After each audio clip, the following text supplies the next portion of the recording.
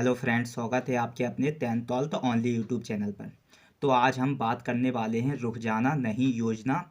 इसके थ्रू जो पेपर होते हैं तो उन पेपरों की हम चर्चा करने वाले हैं। ये ओरिजिनल पेपर है, ये फिजिक्स का पेपर है, भौतिक शास्त्र का, जो कि दिसंबर बोले तो सेकंड चांस में होता है रुक जाना का। दिसंबर 2023 का ये पेपर है फिजिक्स का।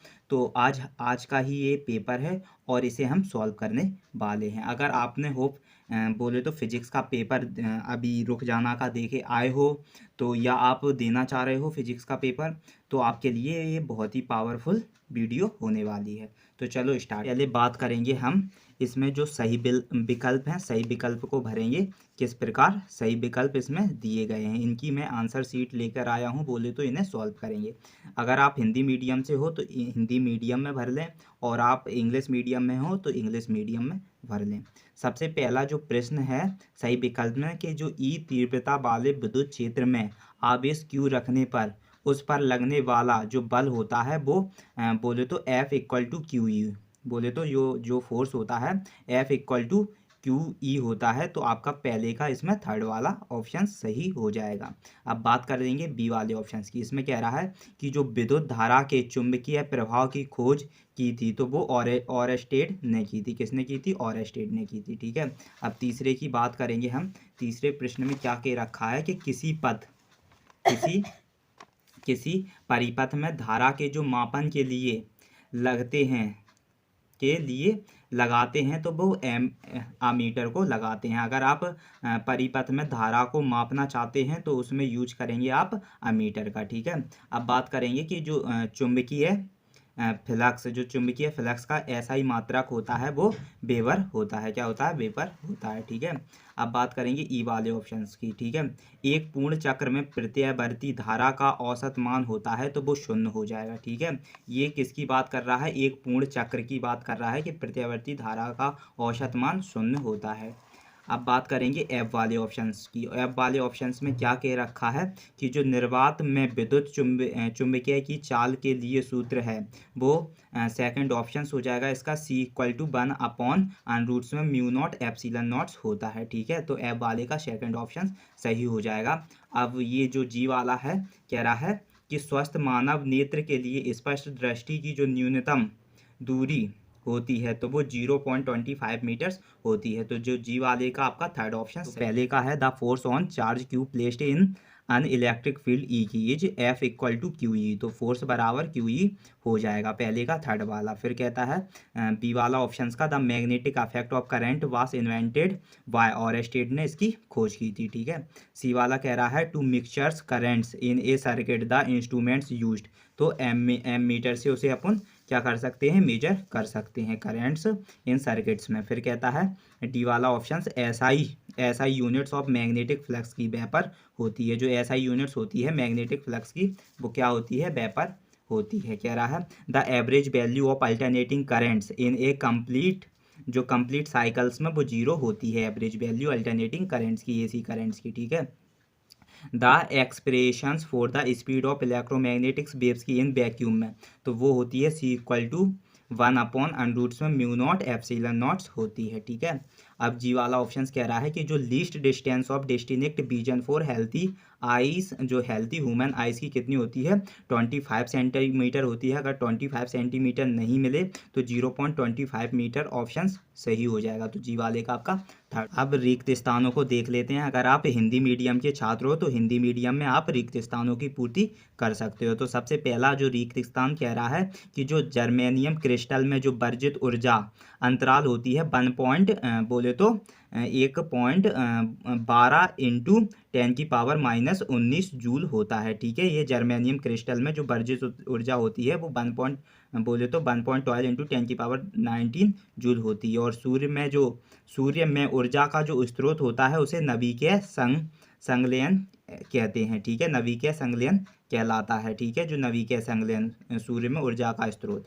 और जो सी वाला कह रहा है परमाणु का आकार लगभग 10⁻⁻10 मीटर की कोटि का होता है। ठीक है। जो परमाणु का आकार होता है वो 10⁻⁻10 मीटर कोटि के आकार का होता है। और डी ऑप्शन कहता है कि जो व्यक्तिकरण के लिए जो व्यतिकरण के लिए दोनों तरंगों की आवृत्तियां समान आवृत्तियां होना चाहिए, ठीक है। तो इसमें समान आकृति हो जाएगा। और जो रोगों के कीटाणुओं को मारने में पराबैंगनी किरणों का उपयोग किया जाता है, जो रोगों के कीटाणु मारने के लिए पराबैंगनी किरणों का उपयोग करते हैं। और जो विशिष्ट प्रतिरोध का विमेय सूत्र होता है वो ML/Q T-3 A-2 होता है, ठीक है। जो आदर्श युग्मन में युग्मन गुणांक K का मान 1 होता है, ठीक है। अब जो इंग्लिश मीडियम के छात्र हों वो इंग्लिश में भर सकते हैं। तो जो पहला ऑप्शन कह रहा है कि जो forbidden energy gap germanium crystal में वो 1.12 इंटू 10⁻⁻19 जूल होती है। सोर्स ऑफ एनर्जी इन सन में वो न्यूक्लियर फ्यूजन होती है। जो सोर्स होती है एनर्जी सन में वो न्यूक्लियर फ्यूजन होती है। और सी ऑप्शन कह रहा है साइज ऑफ आइटम्स का इन nearly of the order of वो 10⁻10 मीटर होती है। जो साइज ऑफ आइटम्स की 10⁻10 मीटर होती है। For interference the frequency of the two wave must be same frequency होती है, ठीक है।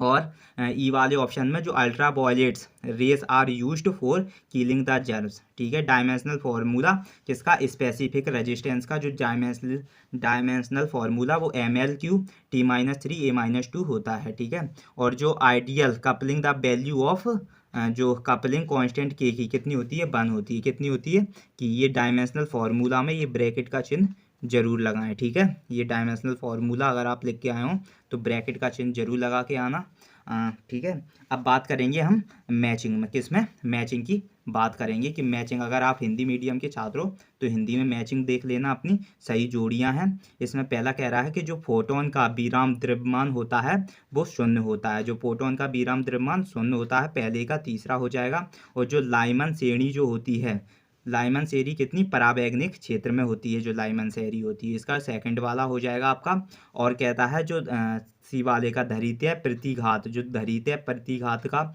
जो सूत्र है वो कितना है छठवा हो जाएगा 1/2πfc हो जाएगा। और जो किरचॉफ का प्रथम नियम क्या कहता है इसका दूसरा हो जाएगा आवेश संरक्षण का नियम कहता है, ठीक है। और जो द्रव्य प्रबल होता है वो कितना मीटर इंटू एम्पियर में, तो द्रव्य 5वें का 7वां हो जाएगा। और जो विद्युत चुंबकीय तरंगें होती हैं वो किस प्रकार की होती हैं अनुप्रस्थ तरंगें होती हैं, तो इसका 5th वाला हो जाएगा। और लेंस की जो क्षमता होती है वो डायोप्टर होती है, तो इसका पहला हो जाएगा।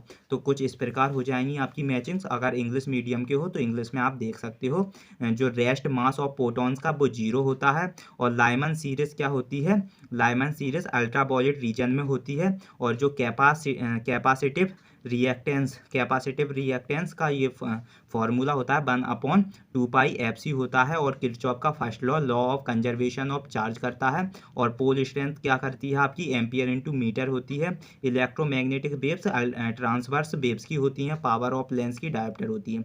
अगर आप इनसे ये जो नंबर डले हैं तो आप इस प्रकार भी इन्हें मैच कर सकते हैं, ठीक है। एक वाक्य हो जाएंगे। अगर आप हिंदी मीडियम हो तो हिंदी में भर लेना कि एक आदर्श वोल्टमीटर का जो प्रतिरोध कितना होता है तो वो अनंत होता है। और सेकंड क्या कह रहा है बी वाला कि जो माइक्रो ओवन में प्रयुक्त विद्युत चुंबकीय तरंग का नाम देखिए तो वो रेडियो तरंगें होती हैं।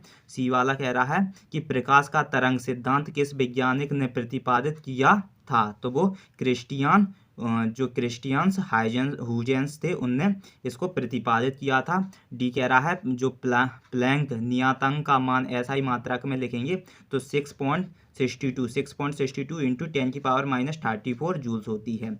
ई वाला कह रहा है कि जो इलेक्ट्रॉन्स के आविष्कारक का नाम देखिए, आविष्कारक का नाम क्या है जे थॉमसन है। इलेक्ट्रॉन्स के आविष्कारक का नाम जे थॉमसन है। और जो एफ वाला है पीएन संधि डायोड में जो अपक्षय पर्द की मोटाई किस कोटि की होती है, तो वो 10⁻6 मीटर की होती है। यदि शुद्ध अर्धचालक में त्रिसंयोजी अशुद्धि मिलाई जाए तो किस प्रकार का अर्धचालक बनेगा, तो वो बहिर्मुखी अर्धचालक बन जाएगा, ठीक है। अब इंग्लिश मीडियम वाले वन वर्ड देख लेंगे कि फर्स्ट कह रहा है कि what is the resistance of an ideal voltmeter का क्या होता है इन्फिनिटी होता है। बी वाला कह रहा है name the electromagnetic waves used in micro oven में, तो वो रेडियो वेव होती है। क्या होती है रेडियो वेव होती है। सी कह रहा है who propounded the waves theory of light की किसने दी है क्रिस्टियंस ह्यूजेंस ने दी है जो वेव थ्योरी ऑफ लाइट की।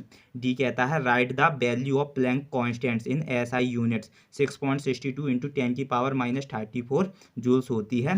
ई कह रहा है कि write the name of scientist who discovered electrons की जे थॉमसन ने डिस्कवरी की है। What is the width of depletion layer in PN junction diode की वो 10⁻6 मीटर होती है।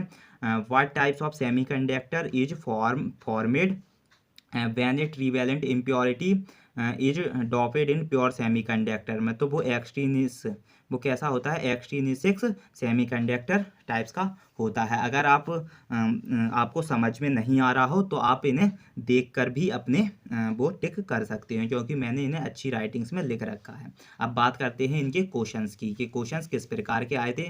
तो सबसे पहला जो क्वेश्चन था वो था state Coulomb's law of electrostatics की लिखनी थी आपको। इसका क्या नियम बताना था कि किस प्रकार विद्युत जो बल होता है संविद नियम किस प्रकार फॉलो करता है कूलम पर। और ये जो दो कैरेक्टर स्टेट बताने थे इक्विपोटेंशियल सरफेस के जो समविभव पुष्ट के दो विशेषताएं बताई थी। और छठवें वाले में इसका जो पोटेंशियल डिफरेंस 3 वोल्ट था जो अक्रॉस कंडक्टर रेजिस्टेंस पे, तो इसका साइड 2 ओम आंसर निकल के आ रहा था। कितना, 2 ओम्स निकल के आ रहा था जो करंट का। तो छठवें का 2 ओम आप जरूर करके आए होंगे जो करंट निकल के आया है, ठीक है।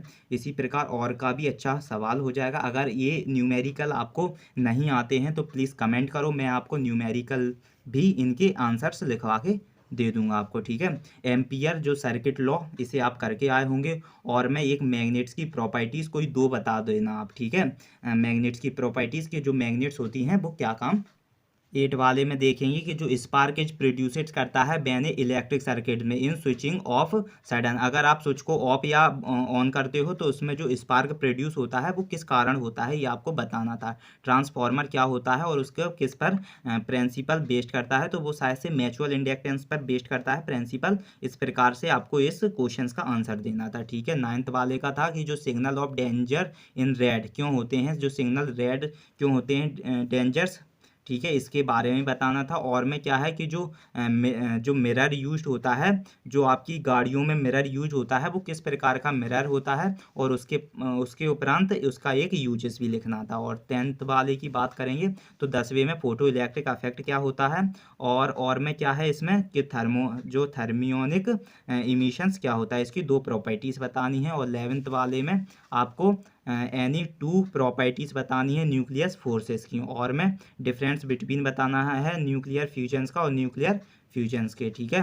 अब 12वीं में atomic spectrums is a linear spectrums क्या होता है ये बताना है आपको। और में 2 मेन जो कंक्लूजन्स बताने हैं रदरफोर्ड अल्फा पार्टिकल जो स्कैटरिंग किस प्रकार करती हैं, ठीक है। और जो 13वां है 13वें में आपको जो कंडेंसर होते हैं इसको पैरेलल सीरीज में इसके डायग्राम बना के इसे प्रूव करना है, ठीक है। तो अगर आपको ये बहुत ही इजी क्वेश्चन है आपका कंडेंसर, इसमें 3 कंडेंसर आप इक्विवेलेंट्स में बना देना। और अगर आपको ये नहीं आता है तो प्लीज़ कमेंट करो, इसका मैं अच्छे से आपको इसका डायग्राम समझा के दूंगा, क्योंकि बहुत ईजी क्वेश्चन है इसका। और मैं भी बहुत ईजी लग रहा है मुझे, क्योंकि 2 पॉइंट्स लिखने हैं पोटेंशियल डिफरेंस के बीच में ऐसा यूनिट और उसका डायमेंशनल फार्मूला भी लिखना है। अब 14वां देख लेते हैं कि 14वां किस पर में आपकी बीट स्टोन ब्रिज बतानी है। जो 14वां क्वेश्चन है बीट स्टोन ब्रिज बतानी है, ये बहुत ही इजी होती है। इसमें क्या होते हैं 4 आपके रेजिस्टेंस होते हैं, उनमें से एक वेरिएबल रेजिस्टेंस होता है और उन्हें प्रूव करना होता है जो कि P/Q बराबर R/S में होना चाहिए, तो वो आपका बीट स्टोन ब्रिज हो जाएगा। इस प्रकार आपको प्रूव करना है। और में है 3 डिफरेंस बताने हैं EMF electromotive force and terminal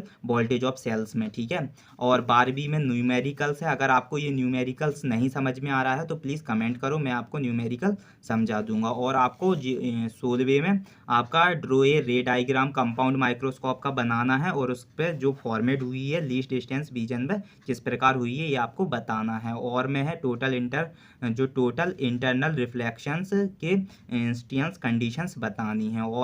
और 17वां जो आपका क्वेश्चन है पीएन जंक्शंस डायोड्स में जो फुल वेव रेक्टिफायर का एक डायग्राम बताना है, जिसमें आपको इसमें 2 डायोड्स होते हैं। अगर एक डायोड है तो आपका हाफ वेव रेक्टिफायर है, और 2 डायोड्स हैं तो आपका फुल वेव रेक्टिफायर है। तो इसका डायग्राम बताना था और इसके ऊपर वर्किंग लिखनी थी, ठीक है। ये 17वां का बहुत ही ईजी क्वेश्चन है। अगर आपको नहीं पता है डायोड्स कैसे बनाए जाते हैं फुल वेव रेक्टिफायर में, तो प्लीज़ कमेंट।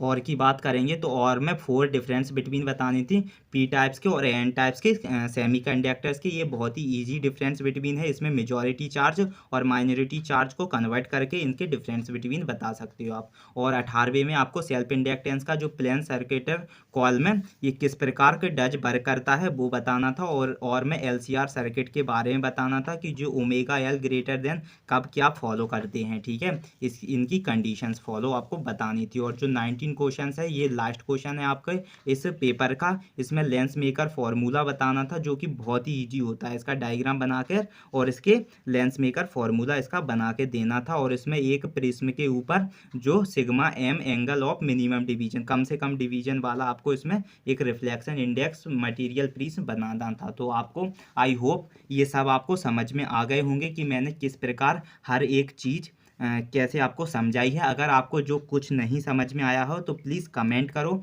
तो मैं आपको अगली वीडियो में इसके क्वेश्चंस भी लाकर आपको दोबारा से इस पेपर को मैं आपको समझा दूंगा। तो आई होप आपको ये वीडियो बहुत ही अच्छी बोले तो बहुत ही अच्छे से समझ में आए होंगे कि मैंने किस प्रकार इसमें जो ओटियाँ थी किस प्रकार मैंने उन्हें भर रखी हैं, जिससे कि आपको हर एक एक चीज़ क्लियरली समझ में आ जाए। तो आप अगर चैनल पर नए हो तो चैनल को ज़रूर सब्सक्राइब कर लें, क्योंकि मैं इससे रिलेटेड वीडियोस ले आता रहता हूं, जिससे कि ये जो चैनल है आपके लिए बहुत ही ज़्यादा पावरफुल बन सके।